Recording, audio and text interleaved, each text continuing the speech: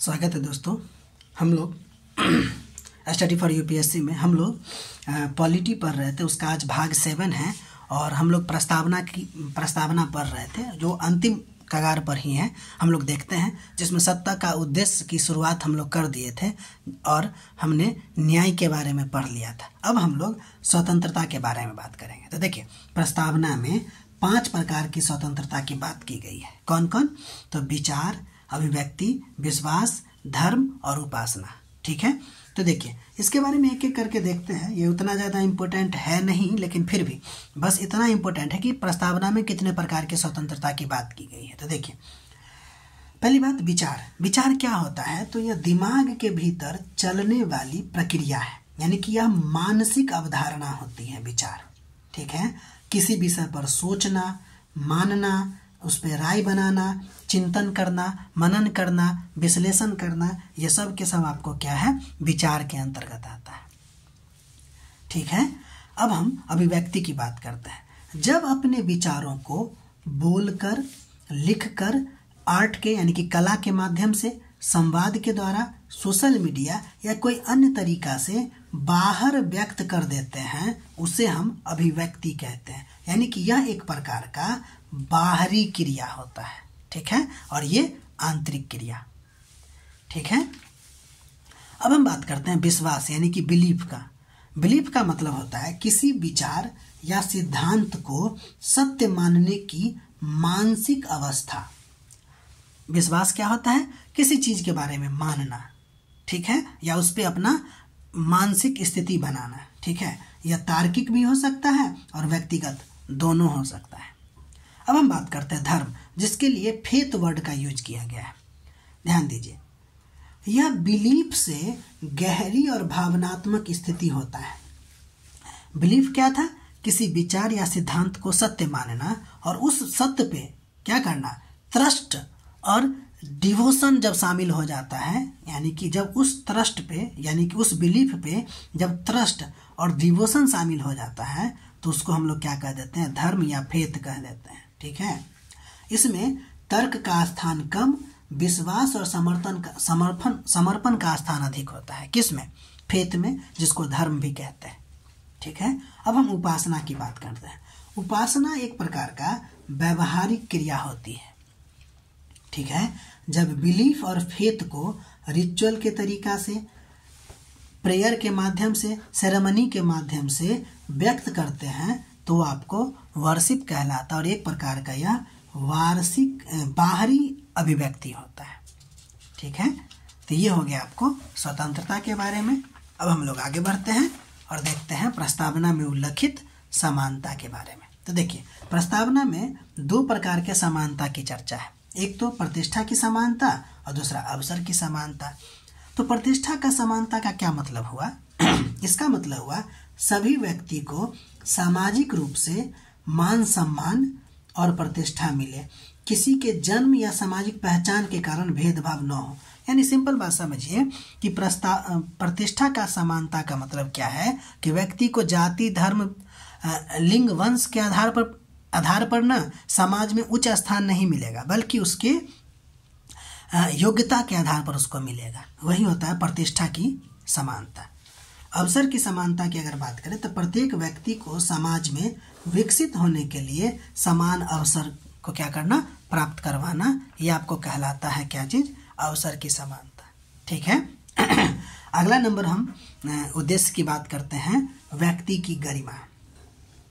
तो व्यक्ति की गरिमा का क्या मतलब होता है? सिंपल बात है कि आत्मसम्मान और सामाजिक प्रतिष्ठा के साथ जीना व्यक्ति की गरिमा कहलाता है। यानी हर इंसान को सम्मान के साथ जिंदगी जीने का अधिकार है, यही व्यक्ति की गरिमा कहलाता है। ठीक है, कुछ अन्य बातें मतलब उल्लिखित है प्रस्तावना में। एक है आपको यूनिटी, जिसको कहते हैं एकता, और एक है आपको इंटीग्रिटी यानी कि अखंडता। देखिए, यूनिटी क्या होता है? तो विभिन्न लोगों, समूहों, धर्मों और संस्कृति के बावजूद समूह के रूप में एक होने का जो अर्थ है ना, वो यूनिटी कहलाता है। अर्थात ये जो यूनिटी होता है ना, वो नागरिक स्तर पर एक होने की भावना होती है। ठीक है। जबकि इंटीग्रिटी की अगर बात करें तो देश की भूमि, सीमा, कानून, संस्थाओं की अखंडता अर्थात देश के हिस्से सुरक्षित और अविभाजित है।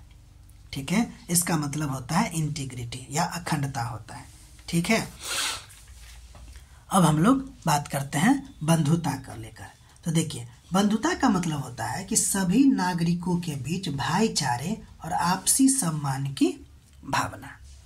ठीक है, देखिए आपको दो टर्म देखने को मिलेगा, यूनिटी और फ्रेटर्निटी। ये दोनों में थोड़ा सा डिफरेंस होता है, दोनों में एकता ही है, लेकिन देखिए फ्रेटर्निटी भाई भाई यानी कि व्यक्ति व्यक्ति के बीच भाईचारा, यानी कि ये व्यक्ति के स्तर पर या नागरिक के स्तर पर होता है, जबकि यूनिटी जो होता है समाज या समुदाय के स्तर पर होता है। तो अभी तक हम लोग ने प्रस्तावना के बारे में पढ़ा और अभी भी प्रस्तावना के बारे में ही पढ़ना है, लेकिन इसमें अब मेनली 3 मुद्दा बचा हुआ है। पहला प्रस्तावना का महत्व, दूसरा आलोचना और प्रस्तावना से संबंधित महत्वपूर्ण मुद्दे कि प्रस्तावना संविधान का अंग है या नहीं है और उससे रिलेटेड विभिन्न केस। ठीक है, तो अभी पहले हम लोग प्रस्तावना का महत्व देखते हैं। देखिए, प्रस्तावना का महत्व ये है कि ये संविधान का परिचय देता है, यानी कि इंट्रोडक्शन देता है, और यह संविधान की भूमिका और आधारशिला की तरह है। ठीक है, यानी कि यह संविधान का परिचय है। दूसरा, यह संविधान के उद्देश्य के बारे में बताता है कि हमारे संविधान का उद्देश्य क्या है। तो न्याय की स्थापना करना, समानता की स्थापना करना, बंधुत्व की भावना पैदा करना, एकता और अखंडता की भावना को पैदा करना, ये सब उसका उद्देश्य है। साथ ही साथ यह बताता है, यह स्पष्ट करता है प्रस्तावना कि सभी शक्ति और अधिकार संविधान से आते हैं, न कि किसी व्यक्ति या संस्था से। यानी कि प्रस्तावना जो है वो शक्ति, सरकार के शक्ति के स्रोत के बारे में बताने की कोशिश करता है कि शक्ति का स्रोत संविधान है और संविधान को जो शक्ति मिली है वो भारत के लोगों से मिली है। यानी कि शक्ति जो है सरकार को इनडायरेक्टली भारत के लोगों से मिलती है। इसके अलावा प्रस्तावना का एक महत्व न्यायपालिका और अदालतों के लिए है कि वो कानून की व्याख्या में करते समय प्रस्तावना के आदर्शों को ध्यान में रख सकती है। तो ये भी इसका एक महत्व है। ठीक है, इसके अलावा यह देश के मूल मूल्य के बारे में, यानी कि प्रमुख मूल्य के बारे में कि भारत जो है प्रभुत्व संपन्न है, समाजवादी है, लोकतांत्रिक गणराज्य है और लोकतांत्रिक चरित्र को रेखांकित करता है। ठीक है, तो ये आपको हो गया प्रस्तावना के महत्व के बारे में। ठीक है, अब हम लोग आगे बात करते हैं प्रस्तावना की आलोचना। तो देखिए, प्रस्तावना की आलोचना क्या है। तो ये पहली बात तो केवल आदर्शात्मक है, बाध्यकारी है ही नहीं। मतलब कि प्रस्तावना अपरिवर्तनीय है, अवाद्य योग्य है और गैर न्याय योग्य है। मतलब इसको ना न्यायपालिका में जाके इसको फोर्स नहीं करवा सकते हैं लोगों पे। ठीक है, ये गैर न्याय योग्य है, गैर न्याय योग्य है। ठीक है, इसको लागू नहीं किया जा सकता है, बाध्यकारी है ही नहीं। तो पहली बात तो आलोचना ये हो गया, यानी कि ये कुछ ऐसा नहीं हो गया कि ऐसा बाघ है, देखने में लग रहा है बाघ लेकिन उसको दांतें नहीं है, तो व्याघ्र जो है ना, मतलब कि दंत विहीन व्याघ्र जैसी बात हो गई, है कि नहीं।